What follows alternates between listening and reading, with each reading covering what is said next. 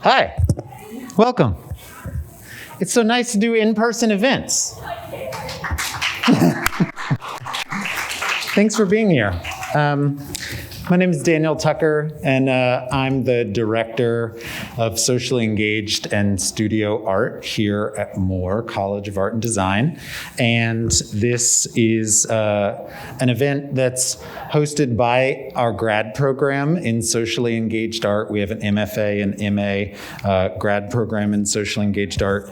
And we hope that you will keep in touch with that department in particular and the galleries in general and the school in general around future events that we're hosting. So if you happen to slip by the sign-up sheet in the front, please swing by on your way out so you can get some updates. We've got some exciting events in the works for the winter. We're working on a public program with some folks at Temple and Penn to do a joint presentation of the video artist Tony Koch's work in February. And then in April, we're going to be hosting the Inclusive Museums Conference here at Moore in April. So this event is also co-organized by the galleries at Moore. And so thanks so much to Leah Comiskey and Gabrielle Lavin-Suzinski from the galleries. So this is on the occasion of the second iteration of the gallery's Visiting Curator initiative. And so we encourage you to spend some time with the exhibition that came out of that process, and that's called Abstracting Migrations, Ideas on Embodied Motion, and it's up until December 4th.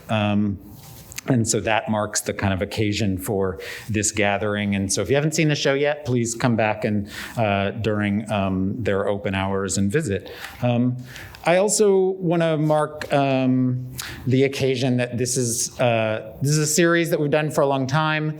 This is something that we've did online, like many things last year. But in the course of that process, we also got a new dean here at Moore, and so we're joined tonight by our new dean, Lynn Tomaszewski, who is here tonight. So there she is. If you want to say hi. And also we're greatly assisted by folks in the Marketing Communications Department, led by Nicole Steinberg, and also Zachary Burden, who is out checking folks in, as well as Claire Devlin back on the AV. So thanks so much, Claire, for making things run smoothly. So something that we talk a lot about in the grad program here at Moore is that we have a really big tent approach to what constitutes social engagement in the arts. So sometimes that's found in the subject matter. Other times it's in the nature of how the project is created through public or participatory means. And we're just really excited tonight to have Kalia, Saya, and Deborah join us because their work offers many rich points of departure, kind of ranging from material to process to theme for thinking about what constitutes social engagement in the arts. So just to say a little bit about the structure of the night. So tonight we're going to start with the exhibition's curator, Kalia Brooks, and we'll hear from Kalia first, and then we'll hear from Saya Woolfalk. And then Saya and Kalia will be joined up here on the stage by Deborah Thomas, who will engage them in a discussion, and then we'll open it up to you for Q&A. So we'll run till about 8 o'clock. And just one note on the Q&A is please remember to keep your mask on when you ask a question. So we'll be passing a mic, but it'll make it more hygienic that way if we're able to keep our masks on while we're asking the questions. I'll introduce each speaker before they come up. And so to kick us off, I want to introduce Kalia Brooks. Kalia Brooks is the director of programs and exhibitions at NXTHVN, and she's responsible for the design and delivery of curatorial exhibitions, public programs, artist projects, community engagement initiatives, and the learning environment for the fellowship and apprenticeship programs there at NXTHVN.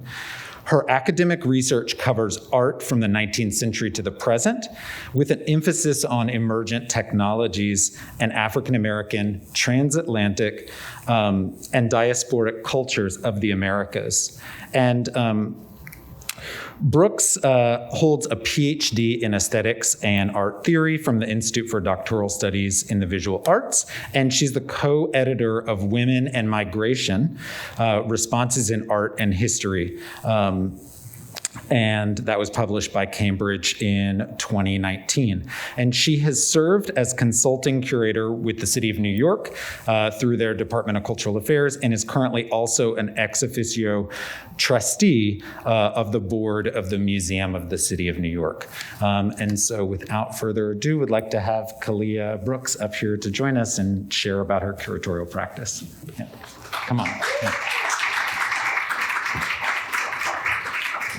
Yeah. Thank you so much. That was, I haven't heard my bio read aloud in 2 years now, so it's like, oh, a reintroduction to myself. It's a pleasure to be here with you all this evening. Thank you so much for joining us tonight for this talk. A pleasure to be with Saya and Deborah for this conversation. I'm really excited to see what comes out of it from this evening. And Gabrielle, great to see you. And Leah, we worked together for 5 years on this show. It feels like it's been 5 years on this exhibition. So this exhibition was originally scheduled to open last fall. It got caught up in the pandemic, which I think actually creates a nuanced approach to the idea of migration, right? Because I've been thinking about these ideas for a few years now, as Dan mentioned, engaged in co-editing a publication around the idea of migration. And in that time, migration was very geopolitical. So we were sort of just in this space of the mass amount of migrations that were coming from countries around the world where there was civil war and sort of economic migrants. And so there was just a robust and bombardment of conversations around migration and the privilege of migrating and which bodies get to migrate and what happens in bodies in migration.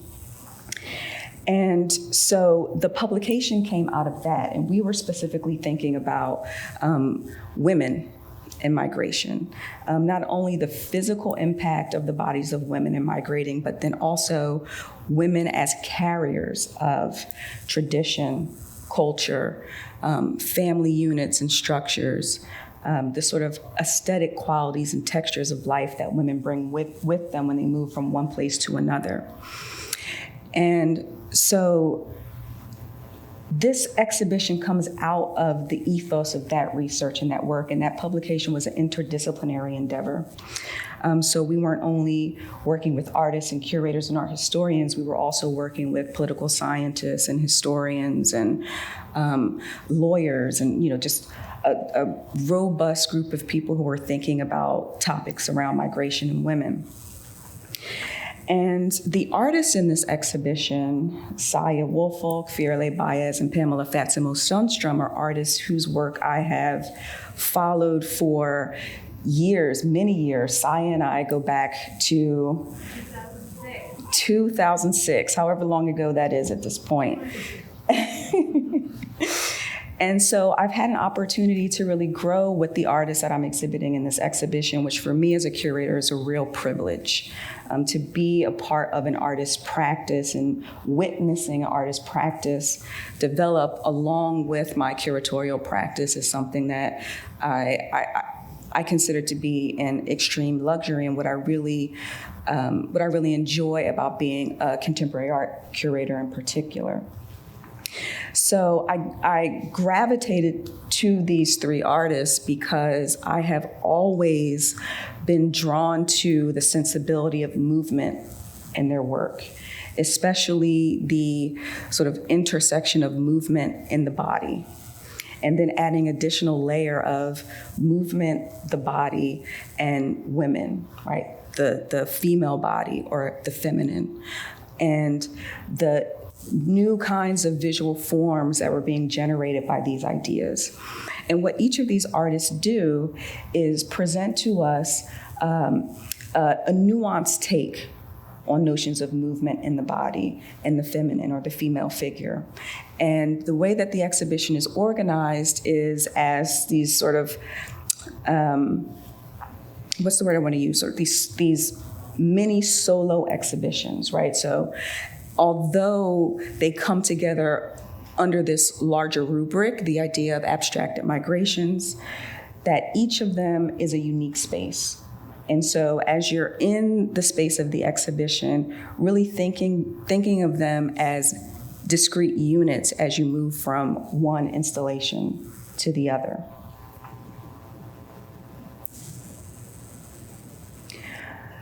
So the view that you see here, this is sort of on the approach to Levy Gallery, and the massive painting in the background is by an artist named Firale Baez, who, I don't know if you're familiar with her work, but all the artists in the show, they just have such an amazing practices, and the way that they really engage in the materiality of their practice, I think, is something that is really unique for each of them.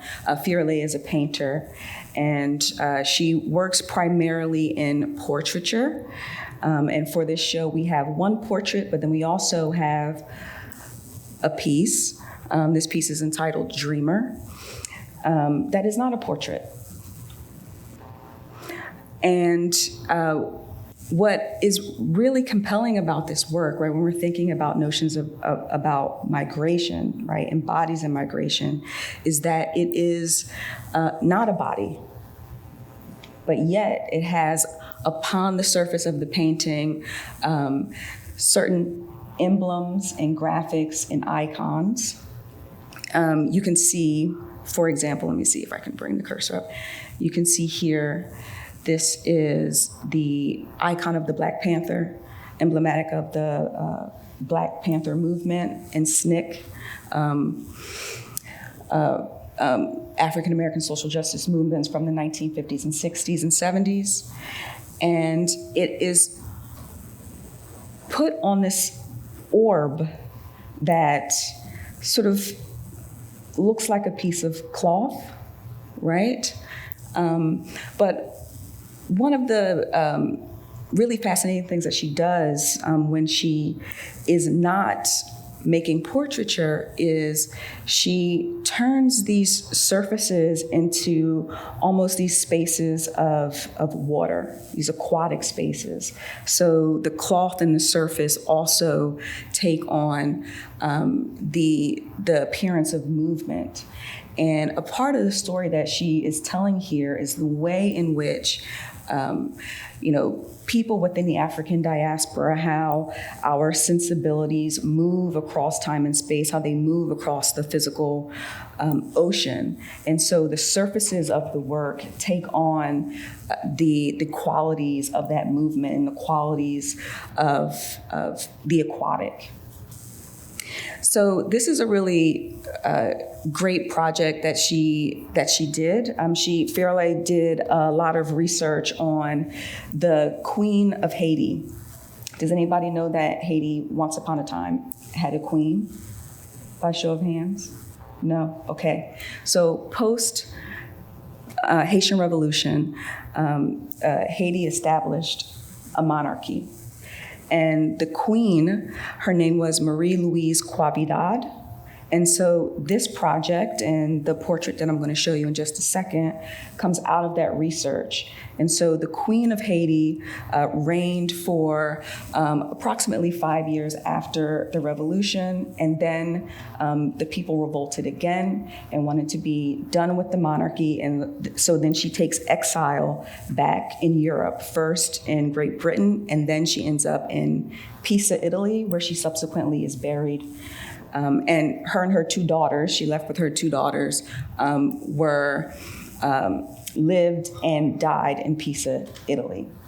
So this is a bit of history that is little known, but Fiorellet, who is a Dominican and Haitian artist, digs into this research and into this history, not only thinking about the contemporary notions of diaspora and the triangle slave trade, but then also that reverse migration, right, of the Haitian queen from Haiti back into Europe.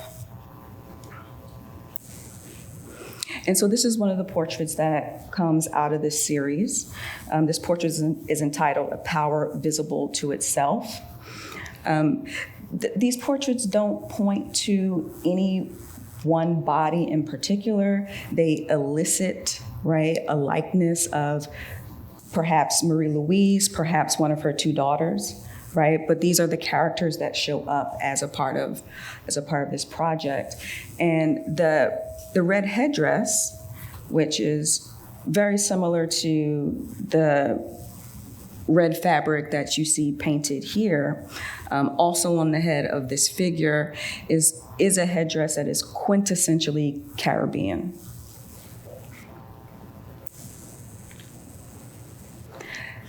This is an installation view of a work entitled Polyhedra by Pamela Fatima Sundstrom. Pamela is originally from Botswana, now based in many points all over the world. Pamela works in animation and also drawing, as well as painting, collage. She's a multimedia artist. For this exhibition, I chose to focus on Pamela's animations. There are 4 animations in this exhibition, Polyhedra being one of them. Polyhedra is the only animation included in the show that has sound.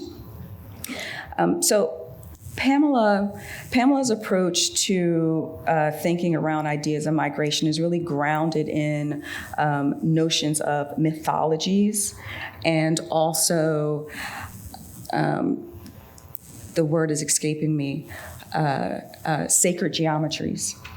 So she does a lot with her own body as a character in these animations, but then also creating and appropriating particular graphics and icons, very similar to what Fiorellet is doing in the larger painting, Dreamer, that we just saw, and creates these otherworldly spaces, right, within her animations. And you have an opportunity to sort of traverse different landscapes within her animations that sometimes seem familiar. You know, you may recognize some of these landscapes, but then they're also unfamiliar and become celestial. And so the heavens and the earth sort of become compounded spaces where the horizon is very challenging to make the distinction between these spaces.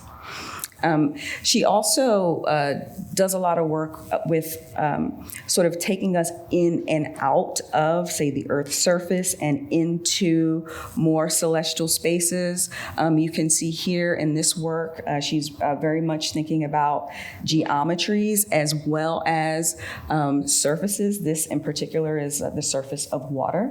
Another connection between Fiorellet's work and this work, but in a very different medium. Pamela also creates a character who the character's name is As Me. It is sort of reminiscent of herself, but it isn't her. And you will see this character as a recurring figure in many of her drawings and animations and paintings. So it's very awkward to talk about the artists when they are here. So I will do my best to represent Saya in this work. I'll speak mainly to why I wanted to include Saya in this exhibition. So, you know, the way that I view the trajectory of each of these artists' work is we start with the painting, right, which is traditional medium of art, right? And this very large painting taking up a lot of space where you really need to give yourself some distance, right, to view it and to apprehend it. And we move into Pamela's space, which is a much darker space, a bit of a void, and you have to really focus and look at each of these animations. And watch the sort of details in each of these works. And when we get to Saya is doing something that takes the technological aspect, right, the technology that we already experience with Pamela, who's working in video and animation, and creates a physical reality around the experience of the virtual. And this is what draws me to Saya's practice. So she has created a world, right? She's created this arguably imaginary world that by description, which we'll hear about a little bit more later, is very much akin to the way that we already interface in the world, the way we interface with technologies. But she's done that and then applied these tapestries and materials and adornments to these imaginary forms in this imaginary world that is really very episodic, right? And so what we have on exhibition here is an episode of this larger technological universe that Saya has created. And the way that these forms come into being are that they are these conglomerates of data and information that are gathered and brought down from the Chimera cloud, so that what they represent are the materials that all of us as users have put into this Chimera cloud. And so what she gives us is the output of that data. And what I connect to with this work relative to the other artists, we already spoke about the technological aspect and, thinking about how our bodies interact with movement, or our bodies are in motion through technologies, right? But then also the thinking about the adornments and the head pieces here on these works is sort of crowning that takes place when we are in the Chimera cloud access point, and connecting that to the sensibility that is a part of Fierle's work and the research that she's doing with the royal family in Haiti. And for me, this piece provides an opportunity to think more critically around how we position ourselves physically relative to technology. Arguably, it is an opportunity for us to extend ourselves into these vast virtual spaces that are infinite and endless, but alternatively, it creates a stasis, right, where we are sat in front of something and our physical bodies aren't moving, but our mental space is being expanded into this multiverse. And so for me, what is very critical in thinking about this exhibition is that kind of dichotomy, sort of when thinking about migration and thinking about bodies in motion, the physical movement, the activity of migrating and being in motion, but then also the stasis, how that movement and migration contains both, right? We can think about this through some of the newsreels that we've seen of bodies trapped in these kind of non-places, right? So it contains with it this kind of tension, right? The tension of the freedom or the aiming for, the aspiration of freedom that the movement of the body is engaged in, but then also these moments where the body has to be stopped and blockaded or cataloged and categorized as a part of that aspiration for movement, liberation, and freedom. And I really hoped to contain all that in this exhibition, as well as put forward through each of these artists' practice new ways to think about how migration is formed, the kind of aesthetics that come out of thinking about movement in the body. And so I will leave it there for now, and I look forward to taking questions. Thank you.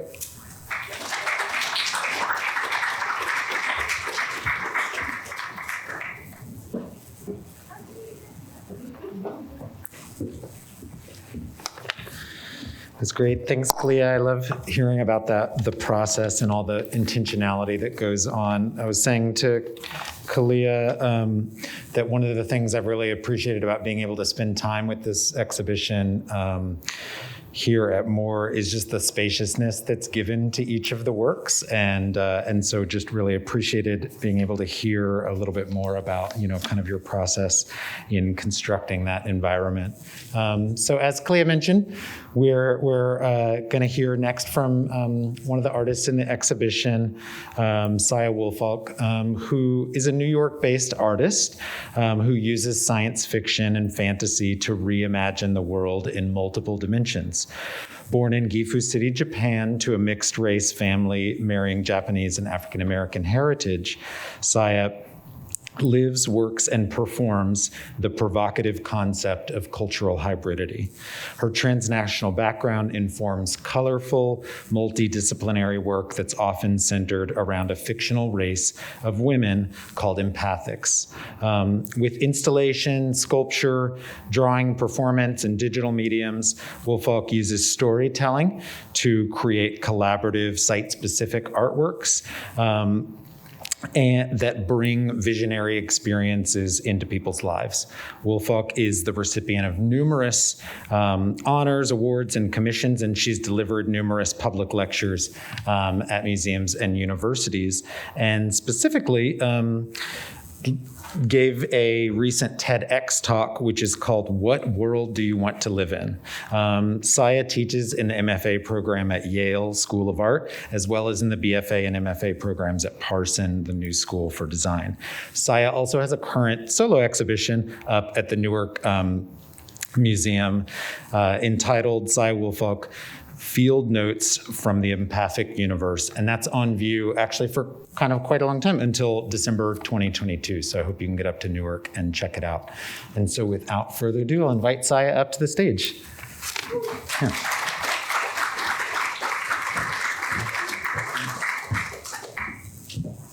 Okay. Hello, everyone. It's going to take me just a second to set up my presentation. And I think I cleaned up my desktop enough that you won't see anything odd. But if you do, that might be fun too. Okay, let's see. There we go. Okay, great. So thank you so much for coming out tonight. I was going to start with something else, but I think I'm going to start with this video. And it's a video called Life Products by Chimatech. And I think it'll make sense. All right. Self-transformation. Chimeric virtual existence. Choose, manipulate, and enhance identity components to inhabit new combinations of cognitive and cultural consciousness. Chimatech's patented system makes our interspecies and intersubjective hybridization available to all.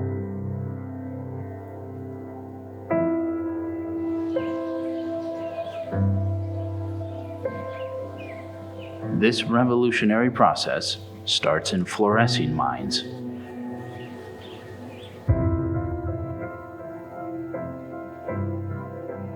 We've perfected the extraction of a previously untapped natural resource.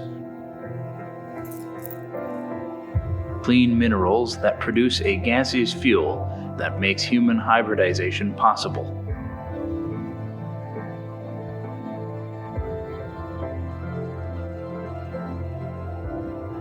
Chimetech's laboratory houses the largest collection of fluorescent hybridization ore in the world. Our skilled technicians are always ready to refine the minerals with state-of-the-art activation technology.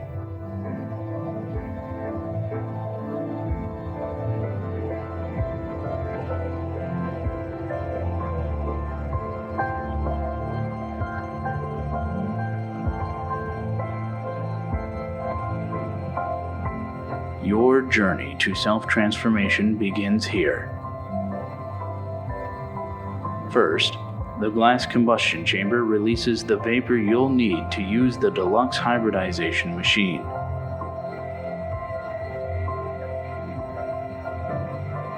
This machine gently remixes your already existent traits, wiping them clean with colors, shapes, and soundscapes.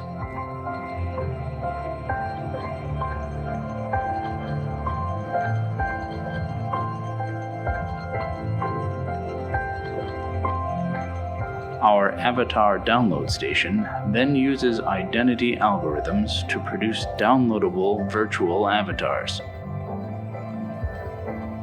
so you can explode physical limits, so you can blur psychocultural boundaries. Chimetech, empathetic connectivity for the hybridized post-humanist age.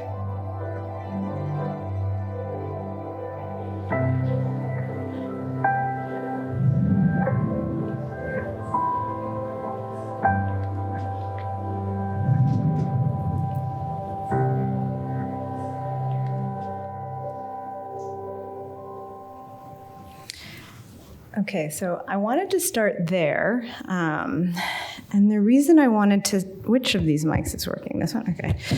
I wanted to start there because the story world of the empathics has multiple parts. The empathics are part plant and part human, and change color and gender, and they turn back into the landscape when they die. And this happens because they find these bones in the woods of upstate New York, and these bones come from, are sent to them from the future, so they do this excavation and find these bones. And the bones creates a kind of mutation that people have to self-select into. And that mutation causes people to develop a second head. The empathics establish an institute of empathy, and then they establish a Chimetech corporation. And the video that you just watched is from the product line, Life Products by Chimetech. And it's intended to be something that simultaneously taps into your desire and also feels really bad. I hope that felt bad. And I think oddly, I am a kind of utopian and hopeful person at heart. But the work that I make is intended to be multivalenced. It's intended to simultaneously make you feel like, oh yeah, like this can cause this incredible transformation for me as a subject. But then you see this person mining ore in the earth, extracting previously untapped natural resource and utilizing that for something which actually erases identity, obscures particularity, with the hope and desire of kind of, becoming some virtual avatar. So these are methods that I use in my practice to simultaneously think about digital technology as something which is potentially liberating and incredible and fantastical, but also incredibly nefarious, siloing and politically, environmentally, and economically problematic. So I wanted to start with that video. But then I'm going to kind of show you some of the video installations as stills. Oh, actually, you know what? I'm going to show you another video before that. I'm going to show you a video that I made for the Afrofuturism exhibition at the Studio Museum in Harlem, which is a collaboration with DJ Spooky and ethnomathematician Ron Eglash. It's a 2-channel video that actually lives inside of one of the life products. And the life product is called the hybridization machine.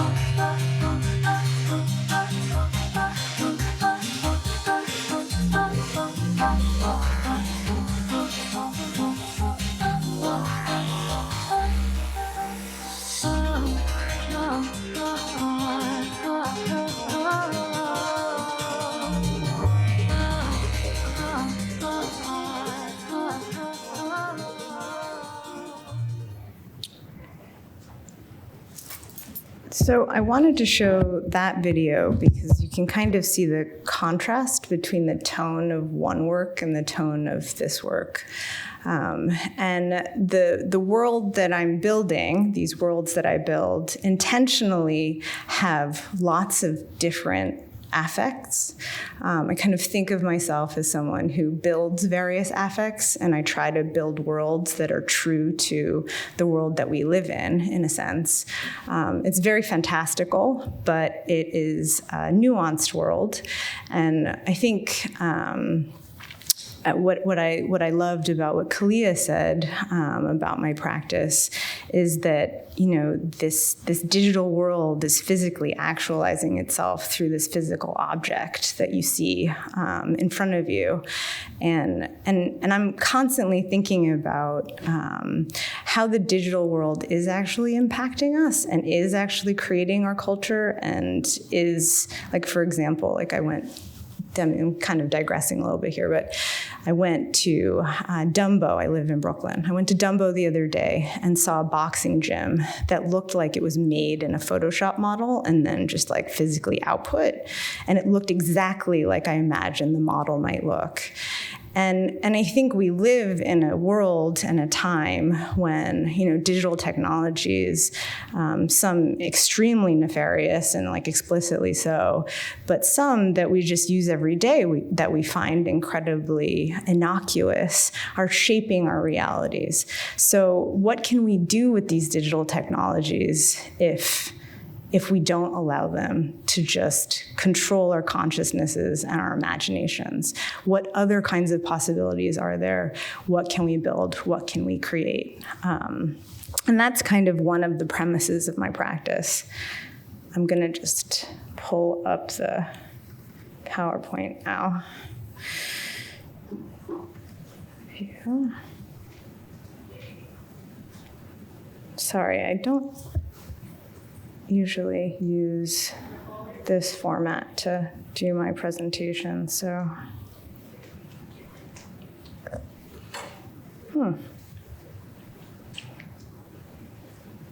Anyway, all right, I'm not gonna go into full screen mode because I don't know how. Zoom, maybe? Nope, okay.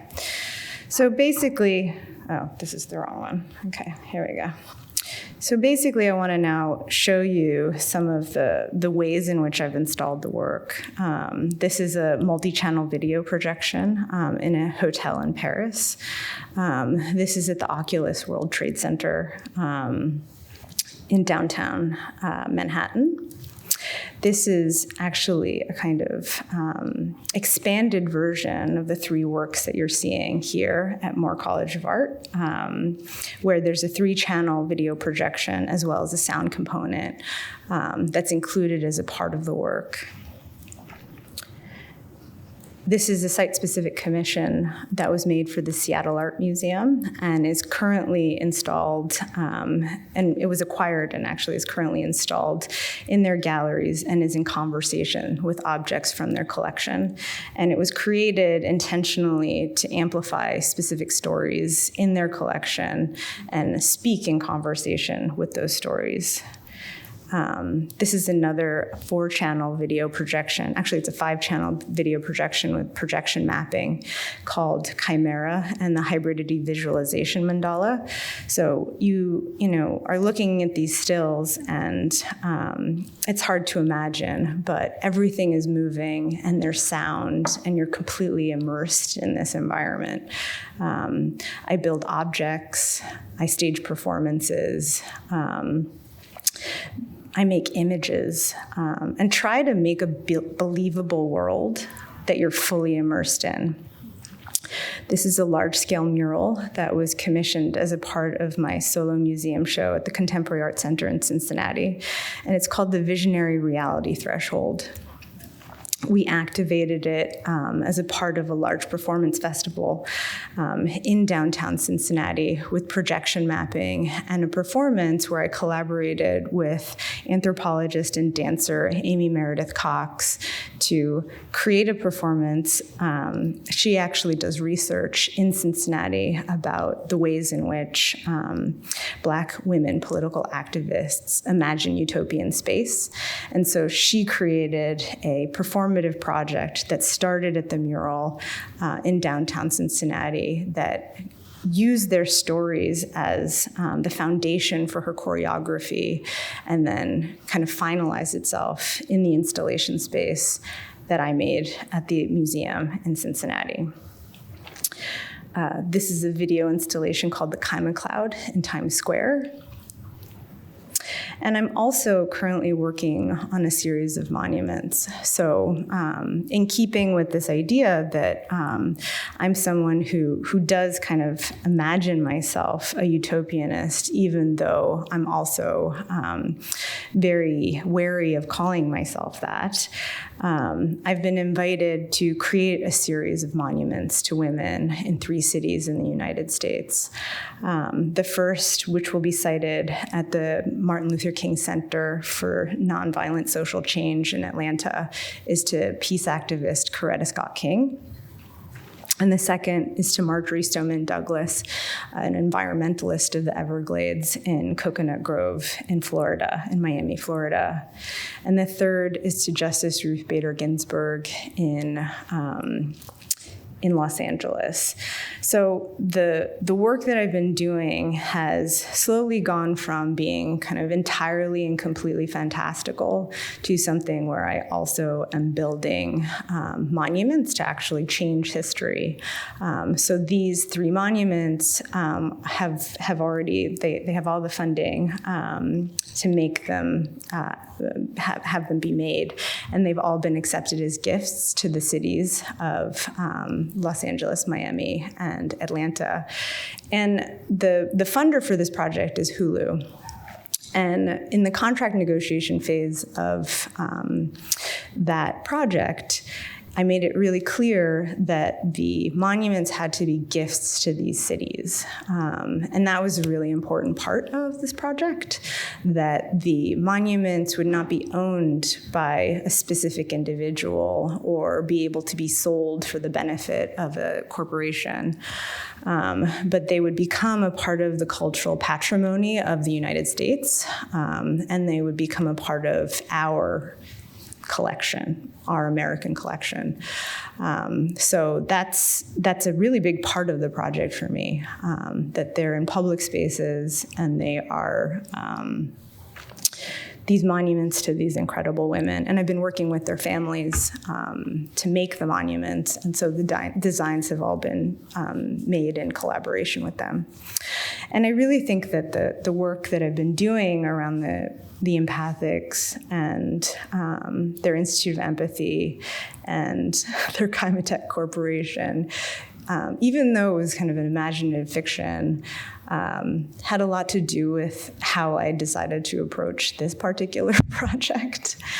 And I'm really excited that they were on board with doing it the way that I envisioned it. There are a number of other projects in this deck, which I'm not going to go all into, but I'm going to briefly talk about my project at the Newark Museum. And the reason I want to talk about it is because in 2023, I'll be doing a site-specific installation commission for PAFA. And I imagine that some of the strategies that I used in my project in Newark will be relevant to that as well. To PAFA as well, excuse me. So this is me in the landscape gallery at the Newark Museum. And this is this really funny, weird painting made by John Kedor of the young artist. I identify with these paintings and I identify with this young artist, but these paintings don't identify with me. So I spent time at the museum kind of working with students and also looking at the medicinal plant collection, and then attempting to kind of make my way into or tumble into these landscape paintings. I wrote prose. I also wrote some fiction. I also started making some videos. None of this material is in the exhibition. And then I decided that what I wanted to do was insert a body into that landscape that didn't expect, that those ideological landscape paintings that didn't expect that body to be there. And it ended up becoming my first self-portrait. And this is kind of how it's installed at the museum. So it's a self-portrait of myself with the kind of insides of my body made up of these landscape paintings, almost kind of as if they're combusting or burning up inside of my body. From the body comes these medicinal plants, and at the heart of the figure are the words of Sojourner Truth, because Hudson River School paintings are made of northeastern land, and they're really not representations of that land. They're kind of ideas about that land. And people like Sojourner Truth, who grew up on a farm in upstate New York as a slave, are excluded from these paintings. And so at the core of my self-portrait are words from her original speech, because the Ain't I a Woman speech were not her actual words. the Ain't I a Woman speech were transcribed by a white suffragette and transformed 12 years after she gave her original speech. And I wanted to use her words. I wanted to use the words that she actually spoke at the convention. So at the core of my self-portrait are the words, "Give her a chance to set it right side up again." And that kind of became the foundation for the exhibition that I created upstairs. So it may not be that the landscapes actually need to be set right side up again. Maybe upside down is actually the right way for them to be. And that's kind of a prompt that I'm using to think about my exhibition at PAFA. Thank you very much.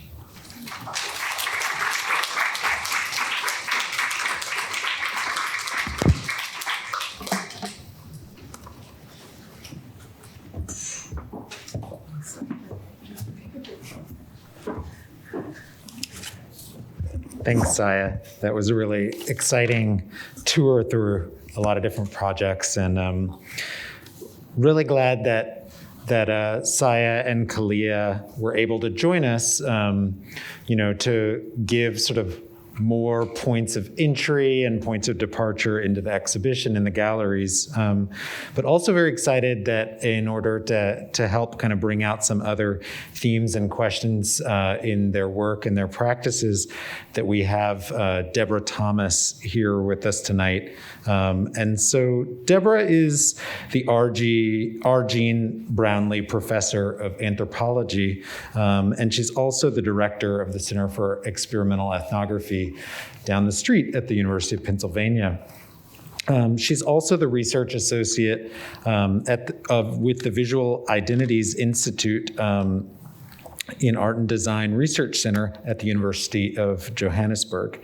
And her recent book, Political Life, In the Wake of the Plantation, Sovereignty, Witnessing, Repair, was awarded the Gordon Kaye and Sybil Lewis Book Award from the American Book Award from the Caribbean Studies Association in 2021, the Senior Book Prize from the American Ethnological Society in 2020, and was also the runner-up for the Gregory Bateson Prize the same year. She's also co-curated exhibitions, co-directed and produced several films, and prior to Thomas's life as an academic, she was a professional dancer with the New York-based Urban Bushwomen. So we're really glad to have Deborah here with us, and I would love to just invite Deborah, Saya, and Kalia all up to the stage to engage in discussion.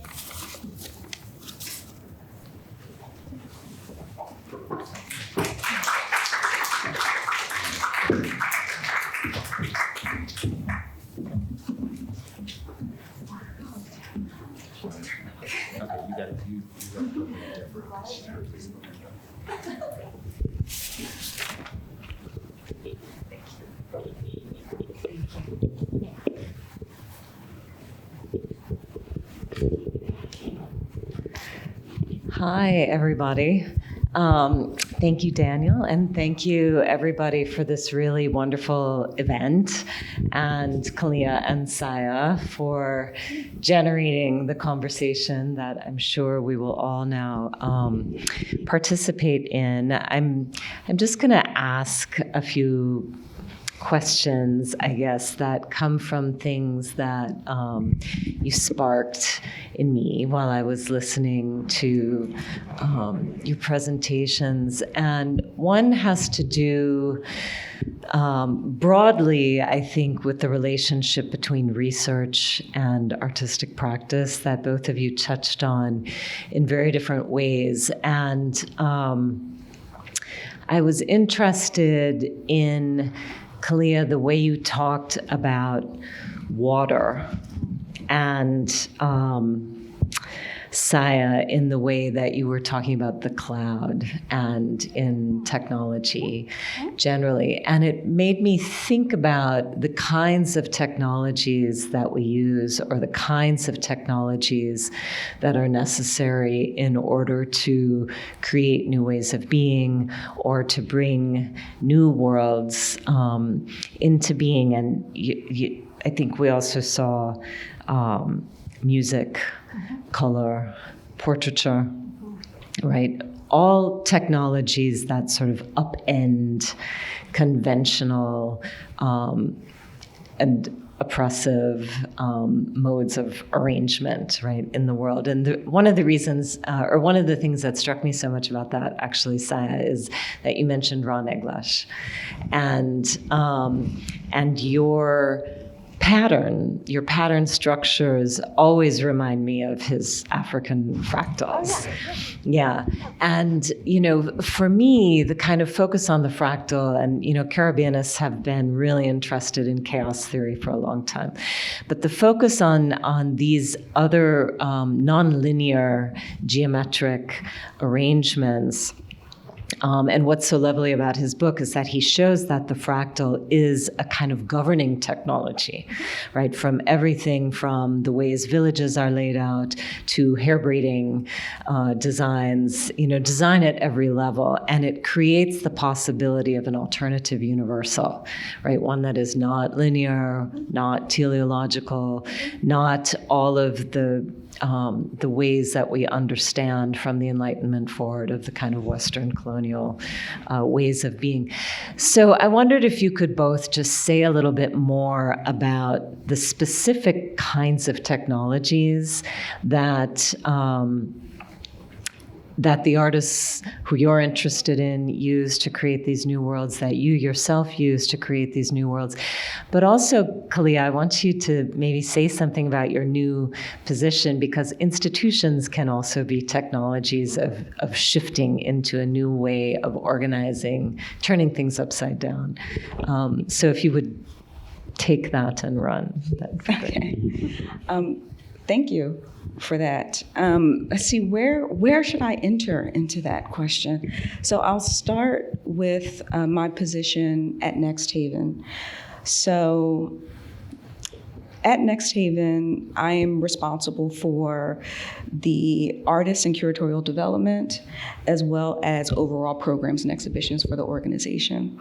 And the way that well, I should back up a little bit and say, so it's a twofold model, and I say twofold just for the purposes of simplicity. I work on the arts side of the organization, but there's also an entrepreneurship, an incubator side of the organization as well. So we are positioned in the Dixwell neighborhood, historically Black neighborhood in New Haven, and we are there by design, and we are there to both be additive to the creative environment ecosystem that has already existed there, but then also bring our neighbors closer to the kind of artistic discourse that we generate on a regular basis, but then also support new entrepreneurs in the neighborhood and beyond to develop businesses. So both of those things are happening in the space. And NXTHVN sees itself as a new national arts model, a new kind of technology, to use your phrasing, in a sense that it conceives itself as a space where entities that wouldn't necessarily find themselves together are together for the purposes of seeing what can happen, right, when that kind of proximity is created between business, entrepreneurship, and artistic and curatorial development. And that's what we're in the process of doing. And it is a technology in that sense, by bringing these different sort of procedures within proximity to see what new is created. For me, in addition to what you're saying about the technological, what it makes me think of is water is one of the oldest forms of technology.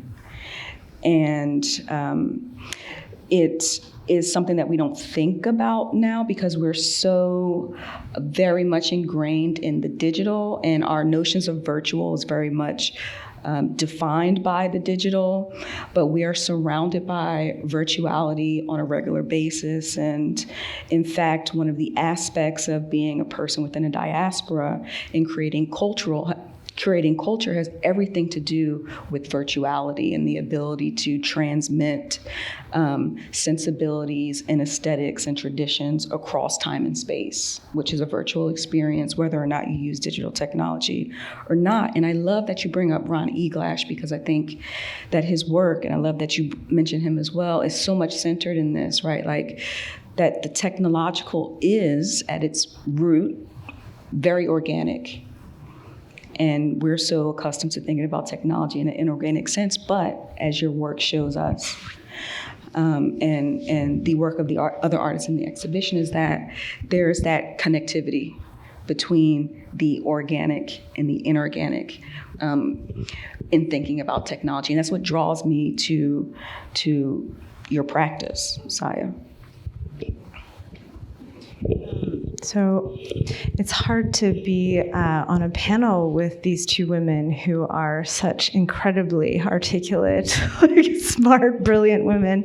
Not to undermine myself, but speaking as an artist who actually just experimented on you guys with like a new way of presenting my work, because traditionally, what I've actually used is a very teleological method of presenting my work.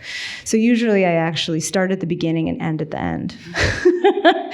And I wanted to try something where I didn't start at the beginning and end at the end. I started in the middle, and then like jogged somewhere to the side, and then took you to like outer space, and then brought you back to Earth, and then brought you into my body.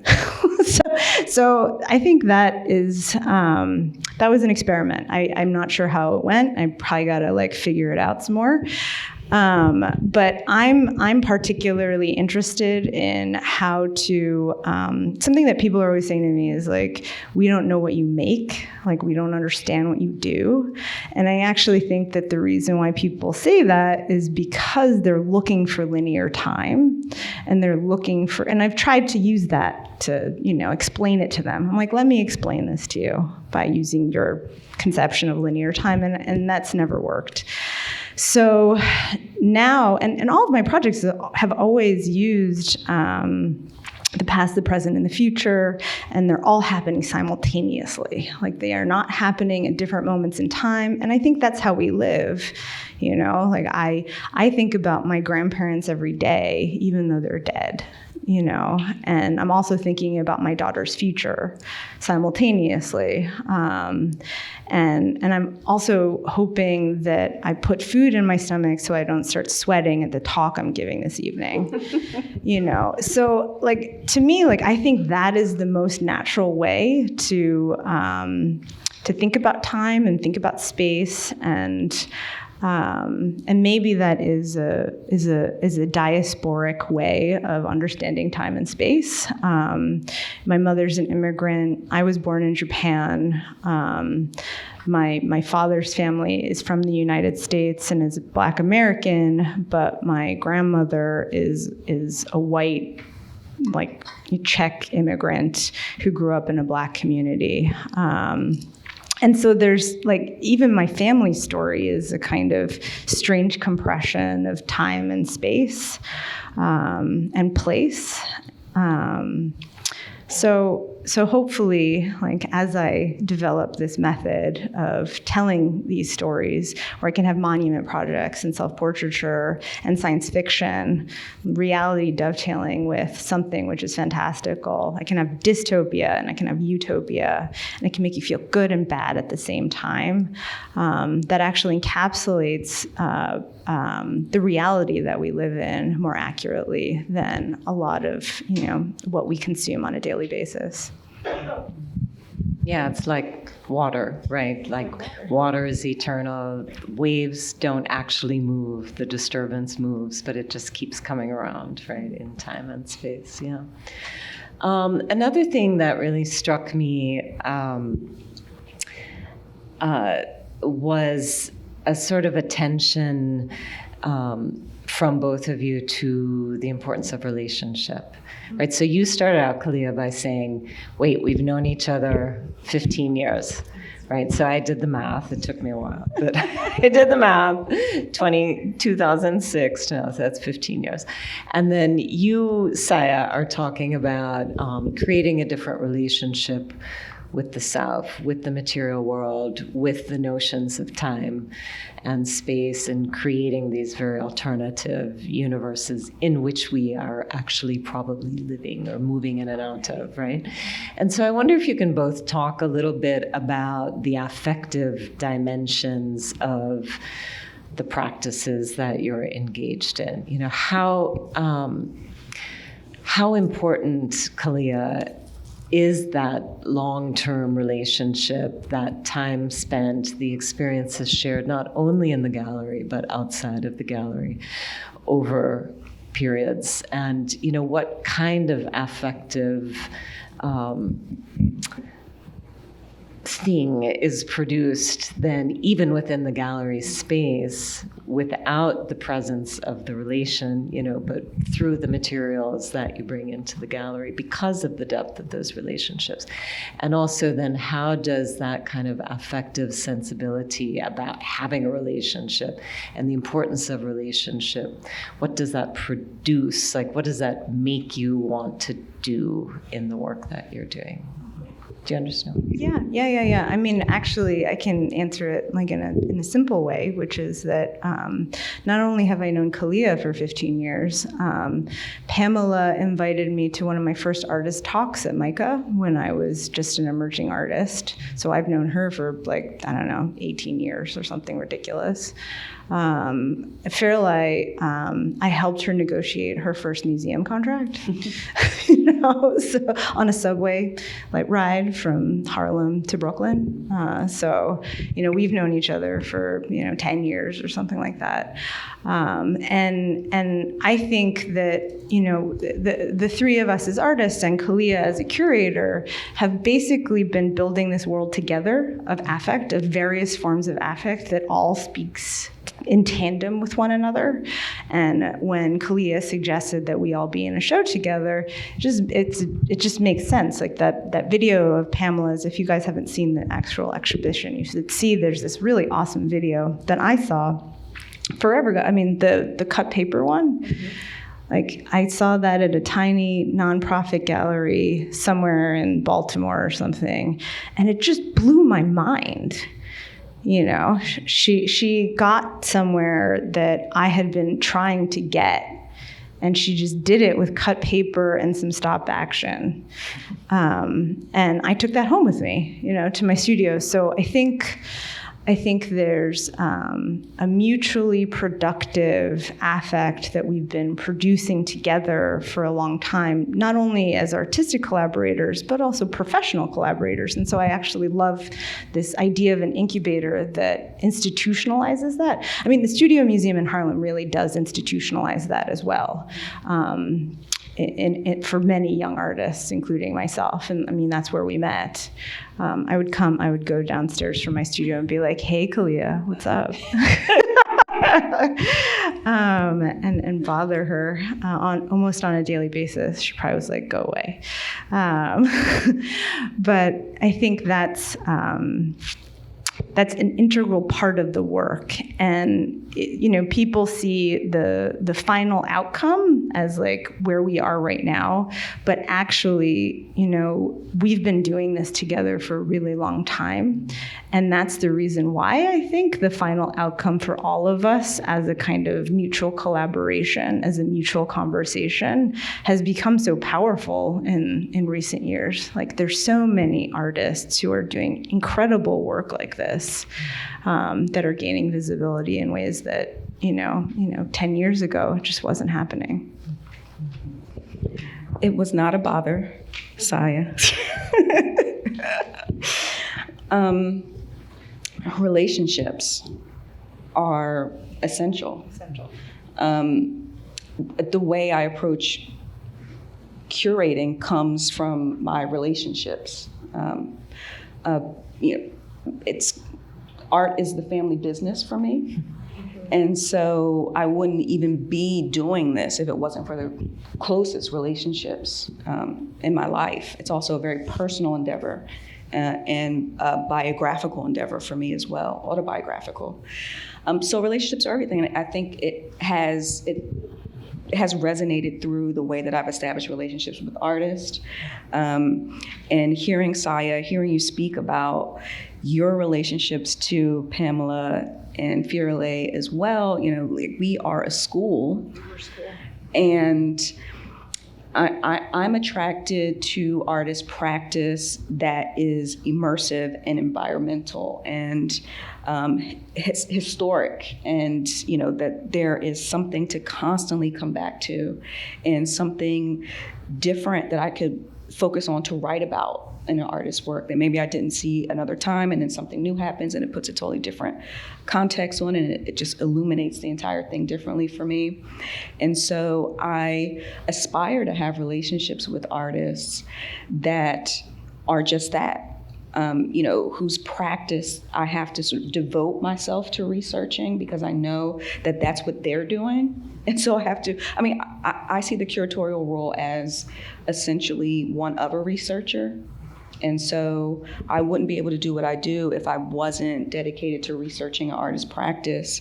And so I need an artist to really be giving me some of that, right? Like giving me all of the archives and all of the science fiction and the literature and all of those things that will help me think about the ways in which I want to bring a show together. And in that way, I think that's where my curatorial practice starts to intersect with artists like Saya, because we can be imaginative together in the way that we think about space and the way that we think about the audience's relationship to the work in a space. Yeah, that's great. And I think these worlds are very expansive and quite small at the same time, right? I've known Amy forever because we have that same dance background and then moving into anthropology. And so how do you then translate a curiosity that you had in one mode of expression to the next, right? Always integrating. Well, I love you bring Amy up. Amy Meredith Cox, who is a dance collaborator, dance anthropology collaborator of mine. I met her because she was coming to my house for writing groups with my husband when he was trying to get tenure, and she was like, I like her husband, but I like her better, and it was like this kind of fortuitous accident. And she is someone who is so fascinating and so interesting and experimental. She's trying to use movement research as ethnography. So she's trying to use the knowledge that she gains through her body, not just through her mind. So her body and her mind in tandem to create new information and new knowledge. And that's why when, she and I decided to collaborate together on this installation, Cosmic Cartographies, I was really excited because, up until that point, the installations, they do something. There's definitely something that's happening to people's bodies. There's a kind of displacement. There's like a euphoria, dystopia that's happening when you're in these installations. You don't know where you are. There's a placelessness. But what she did was she brought a place, a very specific history, a very specific place, a very specific story into that kind of sea of placelessness. And for the moment that she and the dancers were in the installation producing that performance, that installation was entirely in service of the specific utopian place that she's building through her performance ethnography. And it was just kind of transformational for me. I was like, fuck, like the work is actually doing the thing, it's actual social transformation. And I'm really excited, to continue to be in conversation with Amy, because she's attempting to turn it into a methodology, not something that, people people can't understand. So she's doing iterations of this, not just with an artist like myself, but in her own research to turn this practice into a methodology that other people can use, which is really exciting. Okay, I think I'm getting the nod that, to open up to all of you. The only other thing I was going to say about that was that in a way, it brings us back to the question about the relationship between research and art practice, right? And I mean, one of the goals of the center that I direct is to help people within the academy to understand that creative practice is intellectual work and that it does constitute research and that it should be evaluated and judged as sort of legitimate scholarship. Sure. And I think that, you know, for Amy, for me, for those of us who have come into the academy from a different kind of practice, that was embodied, that was collaborative, that was participatory. You know, you go to grad school and they beat that out of you. You know, that's all about your singular idea that has somehow become disconnected from your body. So what I appreciated so much in both of your presentations and in the work that you're trying to put forward and really amplify is that that sense of movement and materiality, of embodied presence and transformation and kind of blurring all of those boundaries. I found that really exciting. Oh, thanks. So let us open it up to all of you for some questions. Anybody? Oh, I think Zach has a in the front. question.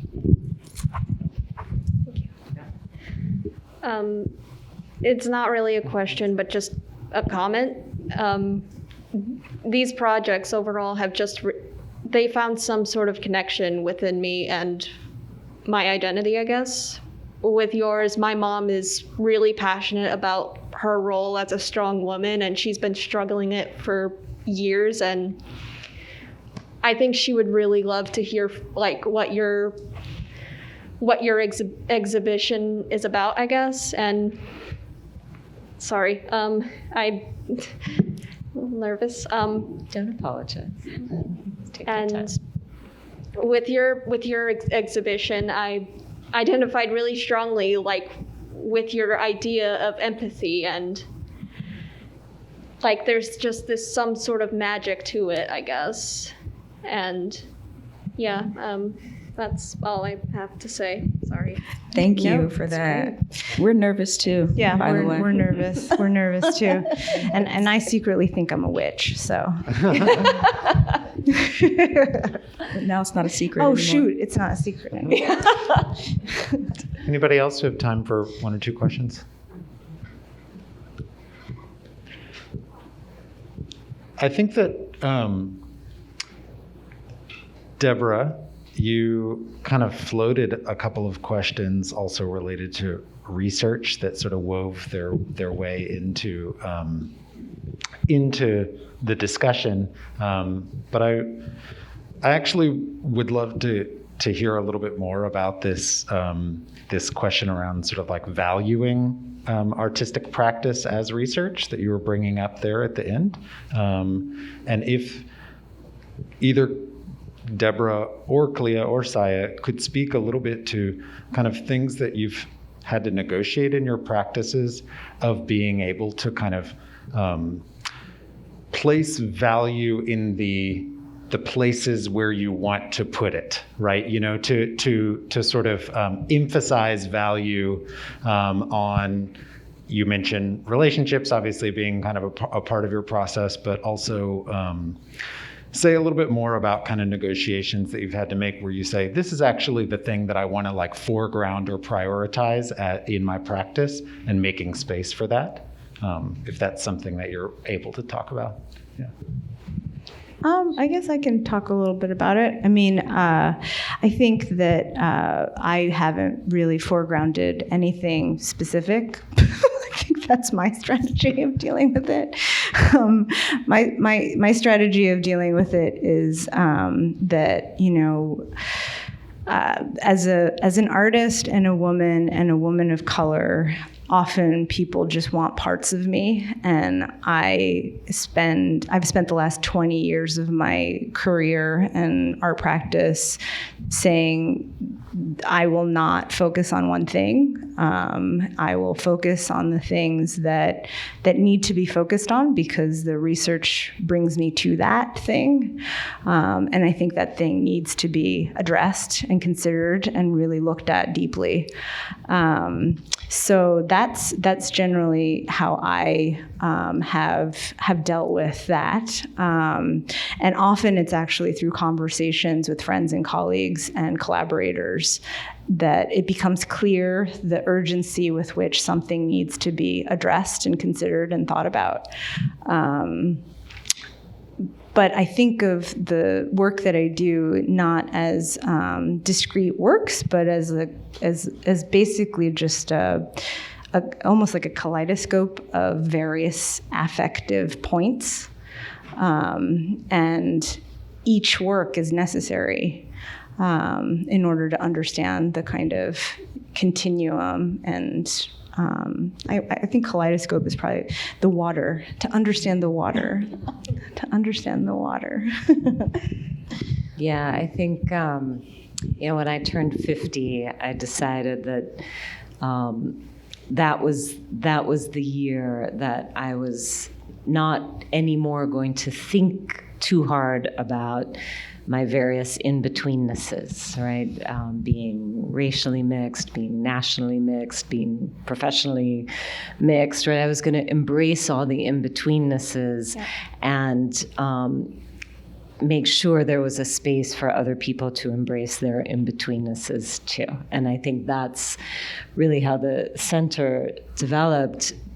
Here at MCAD, like it's a no-brainer. Of course, you do research, you think about what you're doing, and the artistic practice itself has value. It's different if you're faculty in the med school at Penn, or, the center is not just in arts and sciences and not just in design, but really spans across 8 of the 12 schools. So we have, law professors who are involved, and, they barely get support for qualitative research too. So to imagine, a research that is rooted in a creative practice is a reach, So we've tried to create a space where people feel supported, faculty, students, graduate students, but also where we can have a kind of collective voice that is influencing things like tenure decisions, or for students, yes, you can do a film as a dissertation, or yes, you could, create a play or a performance as your dissertation, in the Annenberg School for Communication, or in anthropology, or, in the history and sociology of science, or, and so I think it's a way to not have to do one thing, and to create a space where people can embrace all of their different in-betweennesses. That's really incredible. Can you do a film as a dissertation? That's... Students have done, so in Annenberg and in arts and sciences, they've done films as dissertations, and they handle the kind of, lit review stuff in different ways. So one student did it as liner notes, at that point we were still producing DVDs, actual objects, but she did it as liner notes. Someone else did it as kind of visible footnotes in the film. Mm-hmm. People find ways to do it, but you have to have the support of a committee that says, yes, it's okay to do that. I don't know how many of you students know, but what Deborah is describing is so revolutionary. It's so radical. Yeah. In the institution, it's amazing. That's amazing. I don't think any of the law school students are going to get by with that, but we're trying. I think that that's incredible. And just to piggyback off what both of you are saying, I think that is precisely the space that I also work in. Is I think that areas of study like African diaspora studies and African Americans, all of those are, these they cross-pollinate all these different kinds of disciplines, if you will. And part of the reason why those areas of study find themselves at the margins of academia is because they do precisely that. And for me, to answer your question a little bit more directly, I think that one of the things that I'm pushing forward a lot in my practice, and also when I speak to artists, is this idea that marginality is okay, that it is actually a very productive space if you utilize it as such, and that the margins is actually where all of those revolutionary and radical things happen, before they become centered. That first things are decentered. And so I always am pushing that forward as really something that, especially as a Black woman who's a curator, I never want to give up my marginality. I like to maintain it. I see it as a kind of interstitial space. And I think that's really where the work is to be done, is in those spaces. And it's where the fun is. It's where all the fun is. So much fun.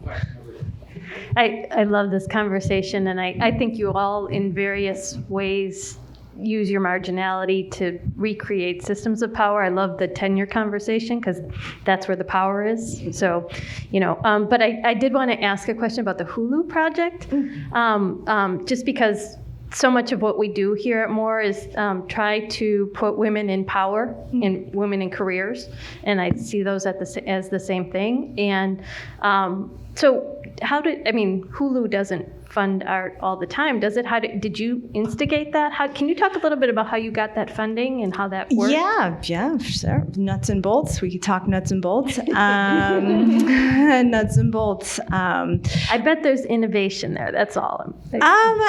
Actually, to be frank, it's relationships. So I am an artist who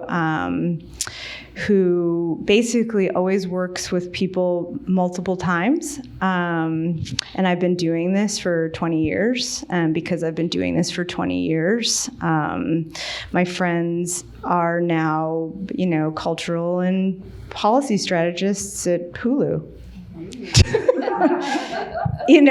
So to be just honest, and you called them up though. I did not call them. They called me. I did not call them. But you had something to do when they called them. They called me to have me do a specific project, and I said no.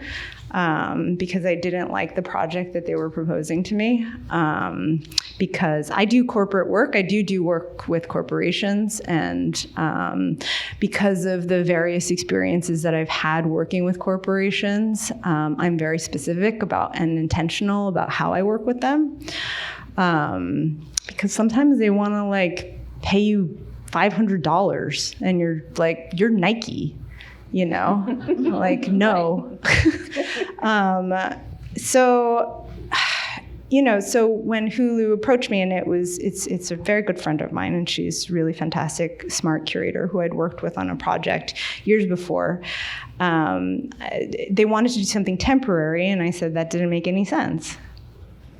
And so we started having a conversation about what would make sense, because it's a campaign called Made by Her.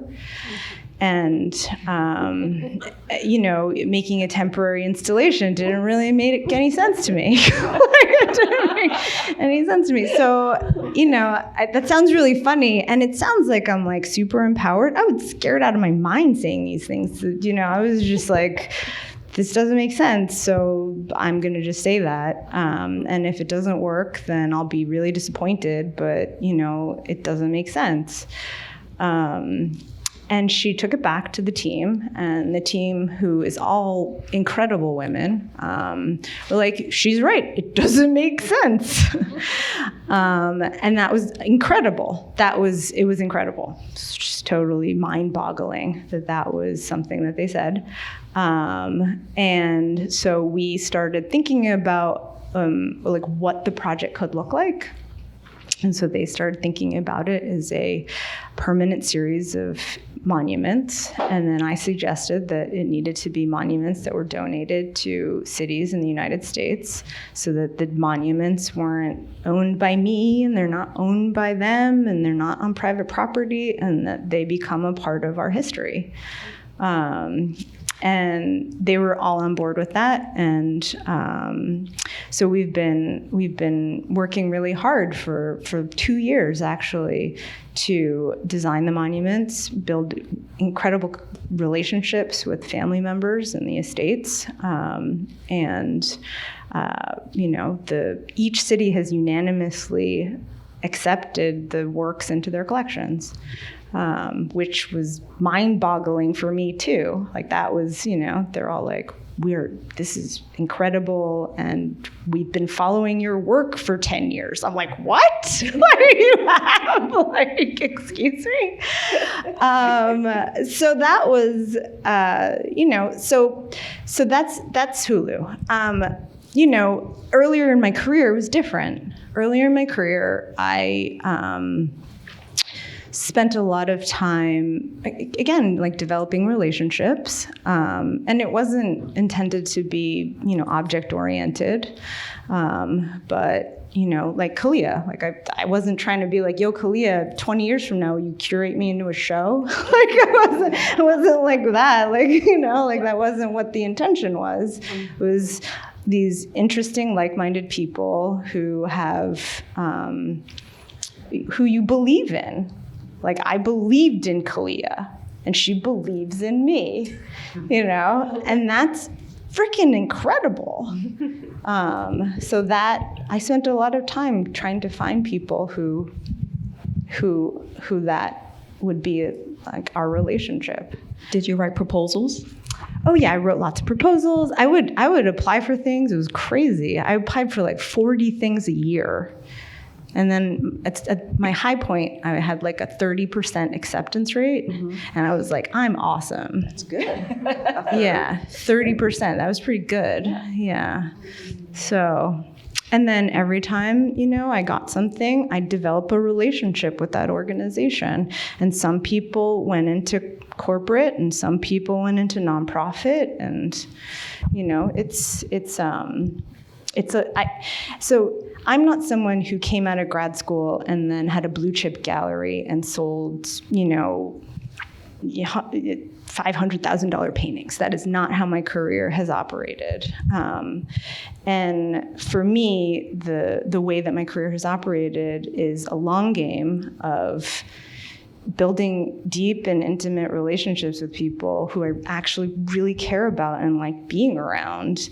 And we support each other. And also, just to add to that, you have a really professional studio practice, right? Like you are in your studio. I'm glad you think that. You are.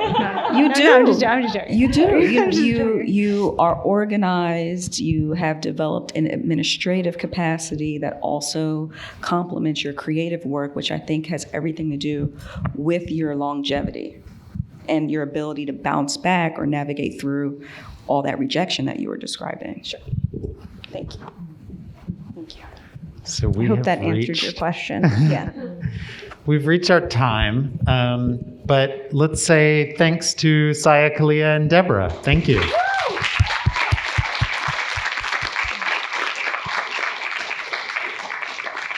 Really appreciate your all's words and your time. Thanks for being with us. And folks, keep in touch. Good to see you. Thanks for joining us back at one of our first in-person events here. We look forward to having you at more in the future. Have a good night.